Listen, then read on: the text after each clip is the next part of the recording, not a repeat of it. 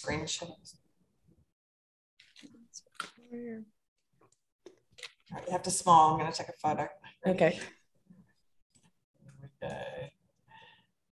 All right. I'll do that as a teaser on my socials. Okay. Perfect. All right. Not in my hair. Sorry. Oh, you look beautiful. I took my dog for a walk real quick before. Okay. All right. Ready? Okay. Welcome to episode 3 of Alex and Annie. I'm Alex. And I'm Annie. And we are so excited to have another amazing guest today. We have Julie George all the way from Australia joining us. Julie, welcome to the podcast. Oh, g'day from Australia. It's lovely. It's lovely to catch up with two of my girlfriends. Well, we're so excited to have you. I feel like you're a new member of the Blonde Mafia, so we're glad to have you. Thank you very much. Look, it's exciting. It's 7 a.m. here Wednesday in Australia, so I'm a few hours ahead of you girls, and I like to joke that the future is bright, but how bright is the future of short-term rentals at the moment? Don't you feel like we're on the cusp of something huge? Oh my gosh. Yeah. I mean, the funny thing is I feel like we've all been saying that for the last 5 years or so, but now it's even more so. I mean, COVID has definitely brought so much attention to our industry that, it's unbelievable how many people now finally know about our product, and we'll get into some of the things that we like and don't like about that. I know one thing I don't like is that they call everything that we do an Airbnb when it's really something that's been around for a long time. But there's a lot of people, yourself included, who have built their business right from Airbnb. So that's super exciting. I joke about getting a facial tattoo one day. If Brian Chesky wants to pay for it, there's a on my face. Well, you have an amazing story to tell. So how about just for our listeners that aren't familiar with your story, can you give us some background on who Julie George is and how you came into short-term rentals? My favorite story to tell. Thank you for asking. Look, the very short version, folks, if you're tuning in for the first time, you haven't heard this crazy blonde Aussie speak prior, is that my claim to fame is that I've done the full 360 in short-term rentals. 2016, I started with one property, my own, fell in love with short-term rentals, and then decided to turn it into a property management business. I had property owners who were desperate for a solution. They were looking at putting long-term tenants in their properties or selling at a loss in the market I was in. And I was able to come in with this solution of, let me take your fully furnished property, let me list it on short-term rentals on Airbnb. I'm going to charge you a commission, but you're going to get the benefits of a better return on investment. You're going to be able to use your property, and I'm going to look after it like it's my own. So with that theory, with a great framework in place, I was able to scale my business up to 130 properties and over $8 million income within a 2.5 year period. Just prior to COVID, I don't know if I had my crystal ball out, but just prior to COVID, I sold my business. I had somebody come along and offer a big fat check. It was the ultimate payday. Handed over the keys to my business. I'd by that stage written a book, a best-selling book called $1 Million Host, about my journey. And I wanted to travel the world. I wanted to come and hang out with my American friends. I wanted to teach others how to do this business. So it all sort of fell into place. And that's exactly what I'm doing now. I get my thrills out of helping others and mentoring and coaching and seeing people build from maybe a hectic hosting position up to a scalable hospitality business. That's really amazing. And I think just, again, the short amount of time I've been in and around vacation rentals for a better part of 25 plus years without trying to date myself. So I started when I was like 4.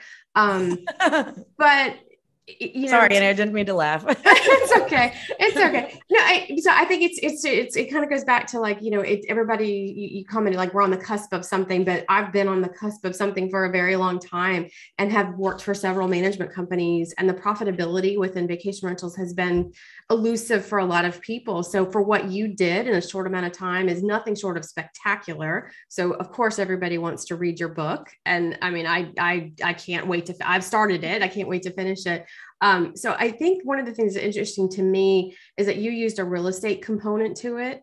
And having been on the management side of things and worked with realtors in very hot vacation rental markets where the realtors were more, they were focused on trying to sell the real estate than they were really trying to help people be profitable with that real estate. Is that something that's similar in Australia? And if so, like, how did you navigate that? Because I think that that's a challenge for anybody. It's totally a challenge. So I was a realtor just prior to getting to short-term rentals. I was working as a broker, and I was sitting in open homes, bored, but it occurred to me that if I was going to start this short-term rental management business, I had to be seen by other realtors in the industry as being a collaborator, as being somebody who supported and was going to be their friend, not their competition, not someone who's going to steal those properties off them and put them into a different market. So here's a little insight for anybody who's listening in right now.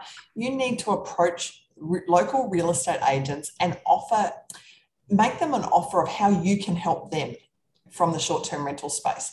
And so I would go into, I would find luxury listings, overpriced luxury listings that were furnished, and I would go into the open homes of those properties, and I would say to the realtor, let me help you sell this property, because that is what is important to them. So, and they would be like, well, how? And I would say, well, let me write up a report. Let me do a free appraisal report on what we can achieve with income in short-term rentals for this particular property. And it was very much like a long-term leasing comparison report. So I'd bring up two other comparisons in the area. I would put in a paragraph of information about what needed to be done to this property to turn it into a short-term rental: linen, Wi-Fi, so just some basics.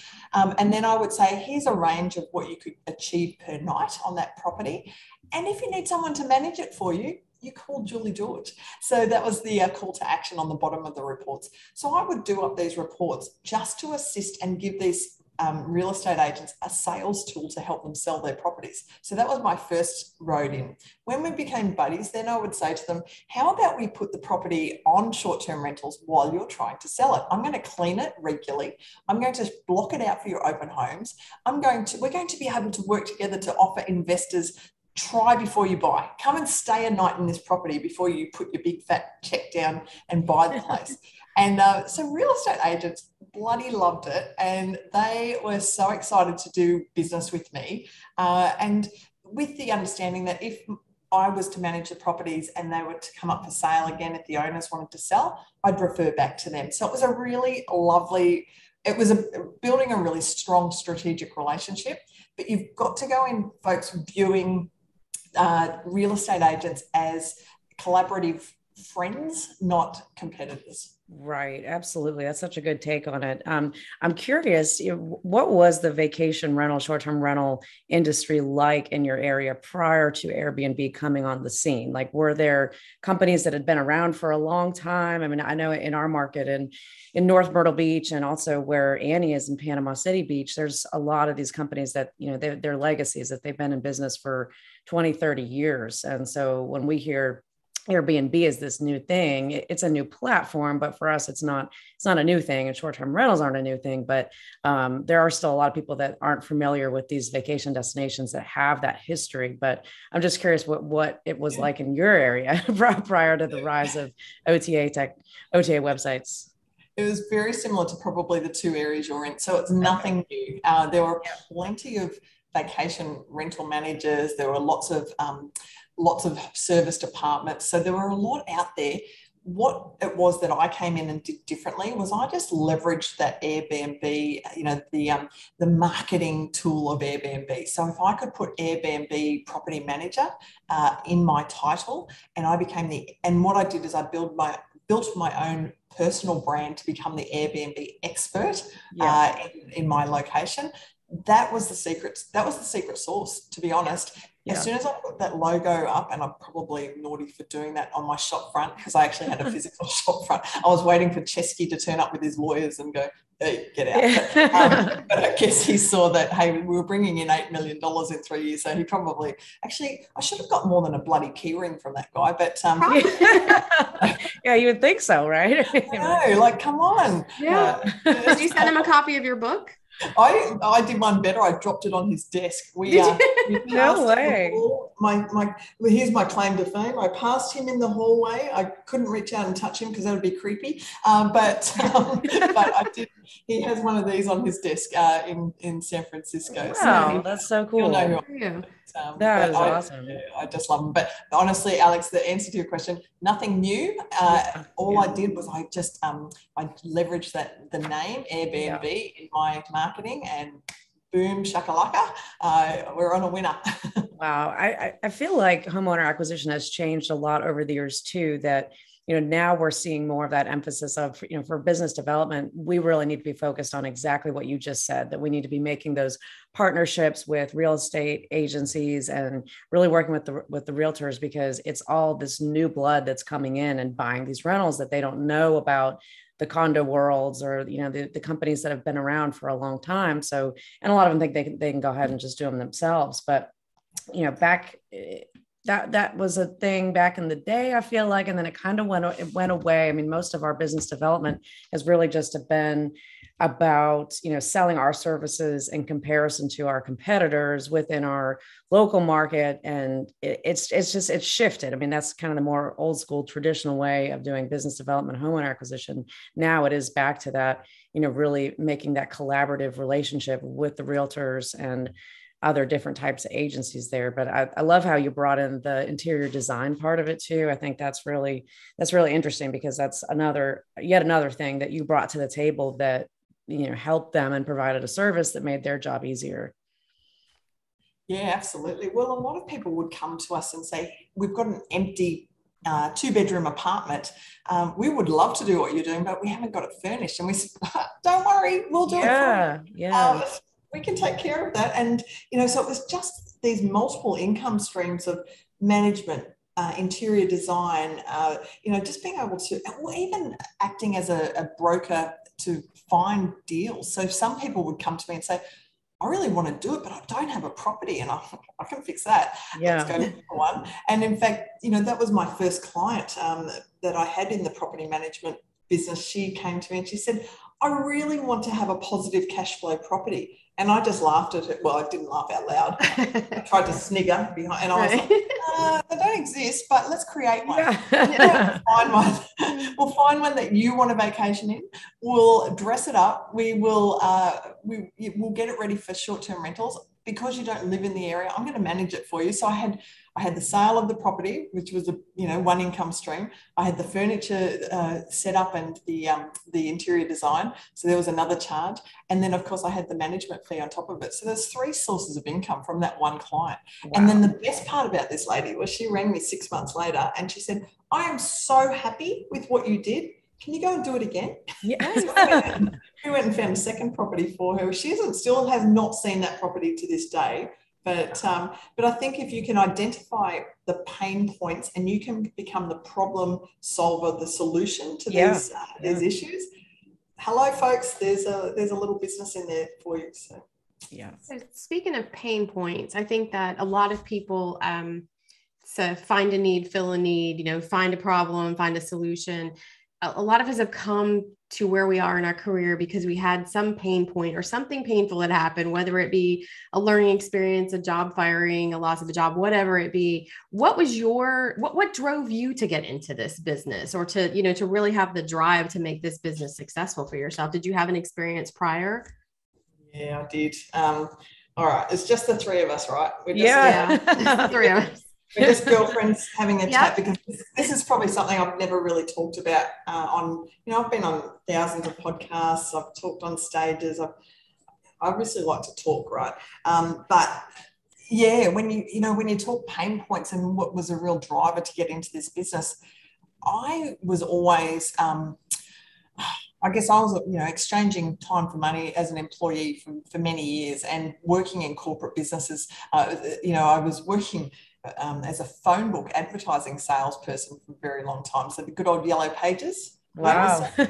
Selling those ads for 10 Yeah. years. I was out there, knocking on doors, doing commission only. It was hard work, but that was before we had good old Google to look up our house. But I got to the point with that business. I reached the pinnacle of being a national sales manager. I had a couple of hundred sales reps underneath me. I was working my ass off, and it was not just Monday to Friday. It was 7 days a week. I was just busting it out. I was traveling away from my family. I had my son at the time was only probably early teens, and it got actually to the point where I suffered a burnout. I had a complete breakdown, and it's a bit hard to talk about actually, but breathe. But it got to the point where I collapsed, and it was like I'd had a stroke. Oh my gosh. Couldn't talk, couldn't walk, couldn't function. I just was staring at walls.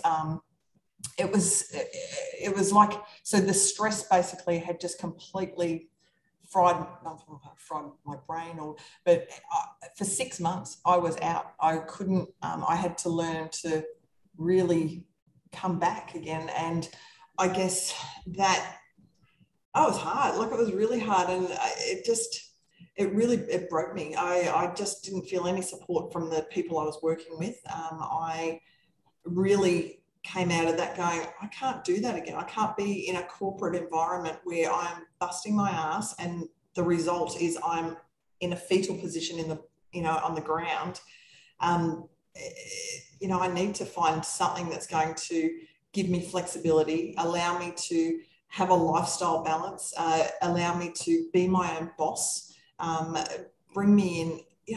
I don't like being told what to do. So not a great employee, but I needed to find something that was going to give me that freedom to, if I was going to have and even today, if I get stressed, I get scared about that stress, because that stress can do some awful things to your body, which I saw firsthand. And so I wanted to find some sort of lifestyle that I could get into, and some sort of environment that I could create for myself where I was going to be able to have a day off. Like, if I could feel the stress coming on, right, off to meditation, or off to get a massage or acupuncture. I tried all sorts of things to get back in. Actually, it was called adrenal gland burnout. Anyway, but it was bloody awful, and I would never wish it on my worst enemy. So that's where the concept of short-term rentals, the opportunity presented itself when I took on my own first property, and I thought, right, well, I can do it myself, so why can't I do it for others? But very quickly, I needed to put in a framework and a support system in that business that allowed me to work on my business, not in it. And I talk about that a lot on other podcasts. And everyone thinks, oh, Julie George, she's a smart businesswoman. She must be just wanting to work on her business, not in it.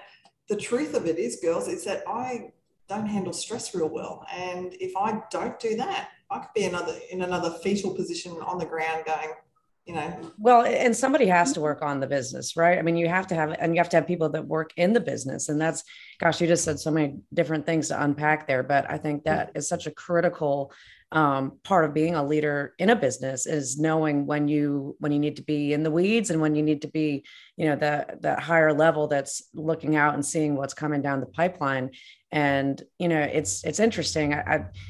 For myself personally, I think I create my own stress. I have a very good work environment where I'm at that, I don't feel like I'm being told what to do or anything like that. And really, I create my own anxiety if I have it. And that's just really, I think about the business all the time because I'm passionate about it. But the times where I actually feel like I can separate myself and that I do get that break normally is when I am working on the business, when I am talking with other colleagues like you two beautiful women and friends when we go to conferences, because it's like that gives me the piece of being able to exhale and take that break and still do what I love, but have that different view to see it just from the outside. But that's hard for a lot of people to do. I mean, if you're a solo entrepreneur or small business, you don't have the staff that can help you.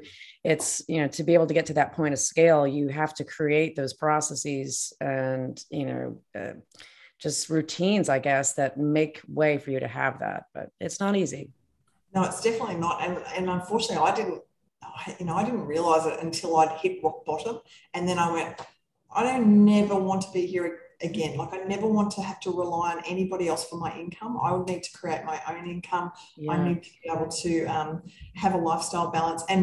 And here's a little, do you want a secret, girls? I'm going to give you of course. Yeah. Anything. The secret is a lot of people assume that I must be super busy all the time, that I must be like, everyone says to me, oh, you work so hard, Julie.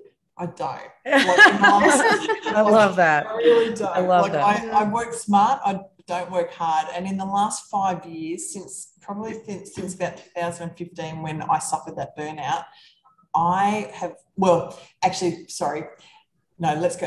probably in the last 3 years, since 2018, I have probably worked on average between 10 to 15 hours a week. That is it, because that's how I choose to work. I do not. Oh my gosh, you're definitely doing it right. Yeah. That's amazing. Yeah. And I guess, one of those years was the last 12 months that I ran my business. And that's when I was over in San Francisco meeting, Mr. Chesky and hanging out in Mexico and Hawaii, because that's what I wanted to do. Because I had the teamwork in place, the team in place. I had the framework in place. And I remember I used to turn up to my office and the girls would say, what are you doing here? Don't touch anything. Yeah, exactly. Yeah.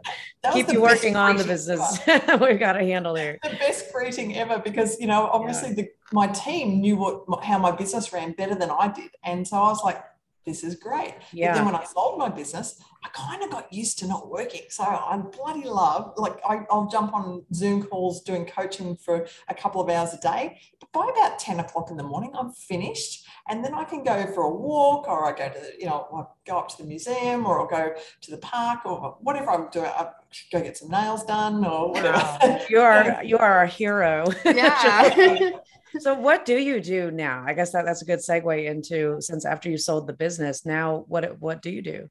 So now I just love being able to help others. And what I've basically realized is I've got all of the knowledge of how I scaled my business, and all the forms or the templates or the systems that I use.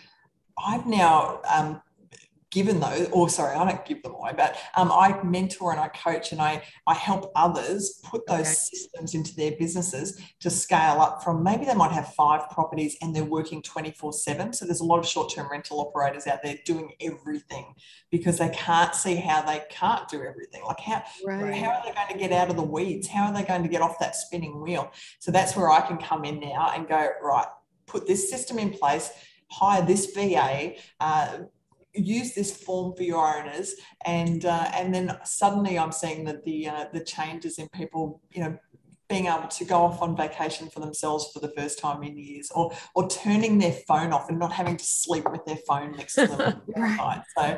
So that's what I'm doing. I'm working with a company, Legends X, and we run a 90-day group coaching program, but otherwise, apart from that, I'm doing lots of public speaking gigs. I'm on Clubhouse once a week on Sunday afternoons, 3 to 5 p.m. Pacific Standard.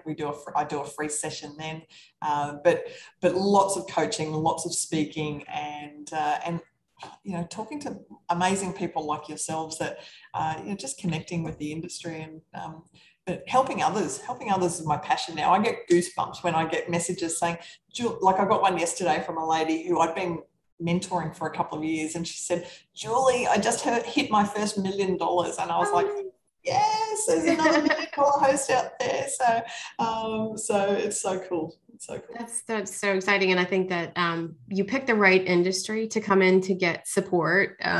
I have worked those hours and had those stressors and been part of a startup management company and done things that Alex has done and kind of been on all facets of it. But the one thing that I can say without hesitation is that the community in a broad sense is very supportive. And, we talked with some other people recently. COVID kind of brought that to the forefront, that we all didn't need to be together to be able to share these ideas. Now, great. Yeah. Like you said, I think we talked to you, you had, fear of missing out when everybody was at VRMA, and, everybody's texting you like, Julie, we miss you, and it was great to see everybody after 2 years.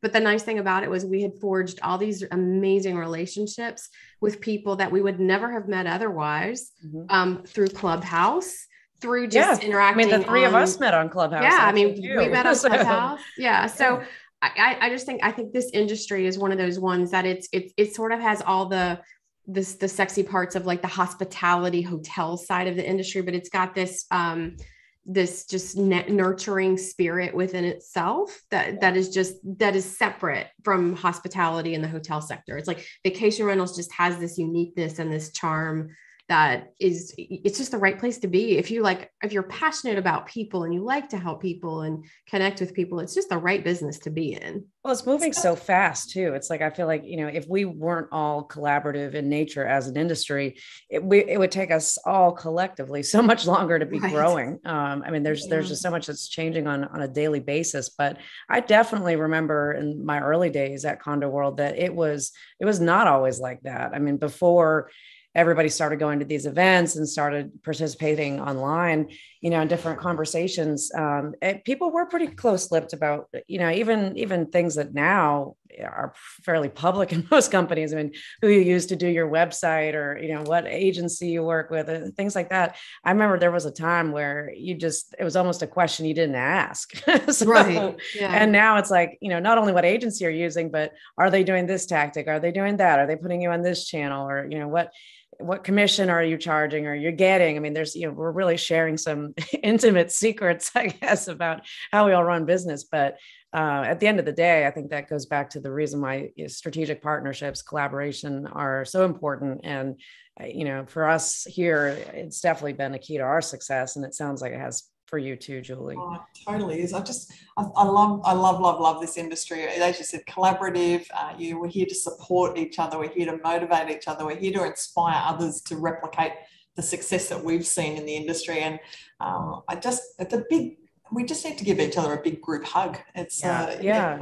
I'm really proud of our industry, and I think we're going to continue to mold it how we want it, but it's just one big lobby, and we've all realized there's enough work to go around. So let's help each other out, lift each other up, and champion each other. So yeah, absolutely.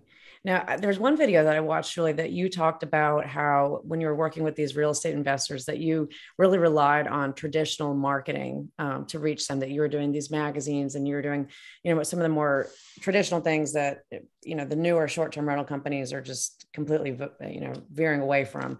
Talk a little bit about that, because that's been something that we've utilized too, that we've, keep a pretty strong mix of, we're primarily digital in our marketing, but we still do a good foundation of traditional outdoor print type media to make sure that we're reaching everybody. But talk a little bit about that. Yeah, absolutely. I think initially when I started in 2016, I realized that I wanted to build a brand in the community so that I had new business coming to me. I didn't want to have to go door knocking for landlords, door knocking for property investors. I didn't want to chase people. I didn't want that. That's a pretty, that cold calling is pretty full on, and it's not comfortable for a lot of people. So if I could educate the community, become the expert in the area, I would have people naturally coming to me saying, oh, Julie George to look after my property. She's the expert. And so to do that, I needed to target the audience that had the properties.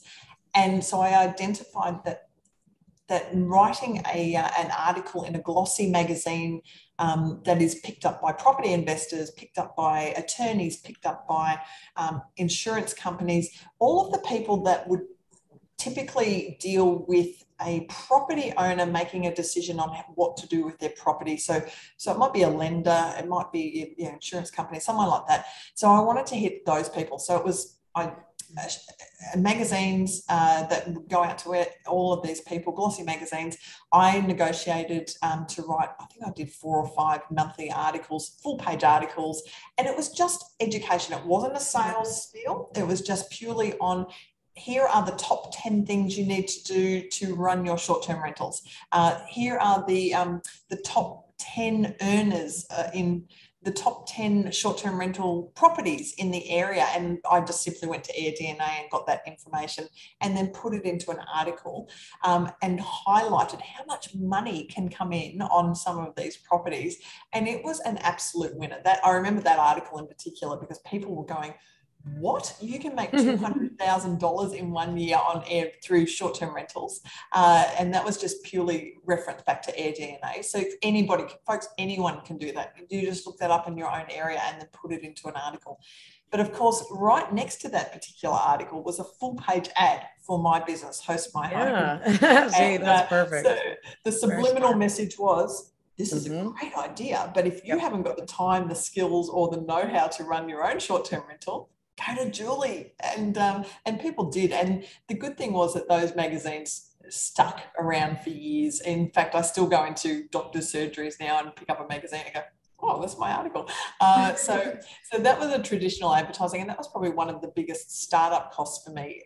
In fact, when I started this business, here's the other little secret a lot of people don't know, is that I put $9,000 into this business when I started. Probably about $5,000 went into writing those articles. So there is a cost usually when you're having to print an article, but so well worth it. I also put some money into developing a very good website. Like I had to have a very professional image, and I wanted business cards and I wanted name badges. So what you've got to do is when you're out in your community, people need to see, even if you're going grocery shopping and you have got a name badge, well, Legends X, there we go. So someone may go, well, what's Legends X? They'll spark that conversation. But then the next thing that any of the listeners need to know is you need to be ready with an elevator pitch. You need to know in 60 seconds how to articulate who you are, what you do, and then a call to action at the end. So it's really important to have just those few things to just to get started. But yeah, those were probably my biggest expenses to start with. But quite honestly, folks, you could start, if you've got a mop, a bucket, a smartphone, you too can be a short-term rental manager tomorrow. Yeah. Well, I mean, you've put a big emphasis on personal branding throughout your career, which obviously has worked quite well, I would say. But you're right. You know, you've got to have something to put out there. You've got to have your elevator pitch. You can't, if you're watching on YouTube, you'll be able to see, we just had these made for Alex and Annie. We're so excited. Our very first logo wear. But you know, one of the things that we connected on when we first started talking to you is we're using the cartoon logos, and you had a cartoon logo from your business too. And your story about that just made Annie and I feel so much better about, okay, we're definitely keeping the cartoon. So can you tell that story? Look, I've always used cartoon logos, and you'll find that actually in my book I talk about, so I used to run a few different businesses. Like I've had a crack. I'm a bit of a wannabe entrepreneur, and it wasn't until short-term rentals came along that I actually found the magic secret and got it all together. But I once upon a time was running a secretarial business, and I had a little cartoon character girl typing, and then I was running an errand running service like Uber Eats before Uber Eats. I just wish I'd got the magic formula for that. But I had a little cartoon character carrying shopping bags, and then so naturally when I started short-term rentals, I was like, well, I need a cartoon character holding out some keys. And so I just went to Fiverr, paid $50 for my cartoon caricature to be drawn up, got called sir all the way through that process, because that's what you get for $50. I don't care. You can call me whatever you like. And anyway, I got the cartoon character. But when I got that cartoon character and I put it out, so many people were interested. It caught people's attention. Yeah. It caught the most attention though when I opened my physical office. I opened a physical office in an industrial type area, lots of trades in the area. I've got this cartoon character of this blonde cartoon character standing up holding keys out on this office. I had so many tradies walking and going, what services do you provide? Yeah, keep them guessing, I guess. Anyway, I'm like, do you have a property? Oh, it goes back to your, you know, be able to spark a conversation. And so you can spark that conversation just with that. So that's, and again, I think Alex is right. We kind of vacillated back and forth, and I don't like myself out there. So like, to me, it was like the easiest way to be out there, because my personality just sort of molds itself really well to the caricature of me. So it is really, really great to meet somebody again on the totally other side of the world that was doing something similar. And so it is exciting, but I think we're getting close to the end. And I know that we threw some things at you that we wanted to ask you, and it could be a multitude of questions. And so I'm going to let Alex go first. I went first on our last guest, and let her drill you with some questions that we're just burning things we want to know. Burning questions. Let's see. Burning questions with Julie. Yeah. What is something that you've achieved that you are the most proud of in your personal or professional history? That when you look back on your life, that's going to be one of those things that is just, a milestone event for you. If my son is listening, of course it's my son, because hello, I can't keep a pot plant alive, but I've got a 23-year-old, so that's a good answer. But apart from that, it's this. It's writing my book, and I guess a lot of people have said to me, "Why did you write a book?" And two answers to that. It's firstly because I wanted to share my story and share my tips and help others achieve. So that's number one. Second one is it's a legacy. That's going to outlast me. I've got limited time on this planet, but that book will be, grandchildren might be able to read it, great-grandchildren, and go, oh yeah, look what Granny used to do. Yeah. Can you imagine looking back on, 20 years from now, 30, 40, 50 years from now, looking back and reading the story about how somebody first started using Airbnb? Who knows what the internet or anything will be at that point. But yeah, that's definitely, that's going to be a history icon kind of book, I'm sure. But that is a great thing to be proud of. And that's amazing that you could even do that. I don't know where I would even begin with writing a book, but I certainly admire you for being able to do it.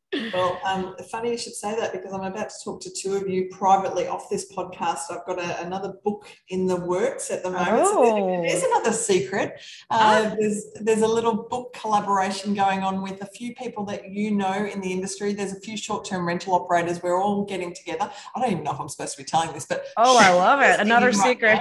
But there's going to be a book release called Hospitable Hosts, and it's going to be a collaborative where every short-term rental operator that's in the book has a chapter and tells their story.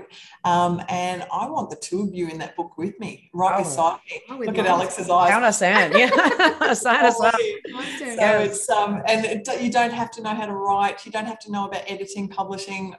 We will, the person I'm working with who's pulling this all together will help, but I also will help, because I know I'm so excited. This was 3 years ago I released this book, but this new one, I can talk about selling my business. I can talk about everything that's happened since then. And but we're going to have people in there that might only have one property, talking about their favorite guest experience. But the two of you are superstars in this industry. And so girls, watch out. I don't know, Annie. What do you say? I say yes. Let me check my calendar.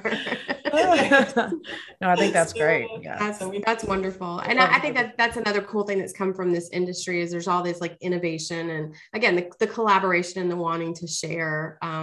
And so my question on the sharing note is, if Julie of 2021 could go back to Julie who's 21 and say, this is going to be your journey. What are the highlights or the things that you would tell Julie to look out for and where you ended up, I guess, where you are today? I would say, Julie, 21-year-old Julie, stop chasing boys. That would be the first thing. Stop chasing boys. Start looking after yourself and start loving yourself. Do not be looking to have somebody else make you happy. You've got to get out there and make yourself happy. Trust that everything happens for a reason. Dream big and then dream bigger.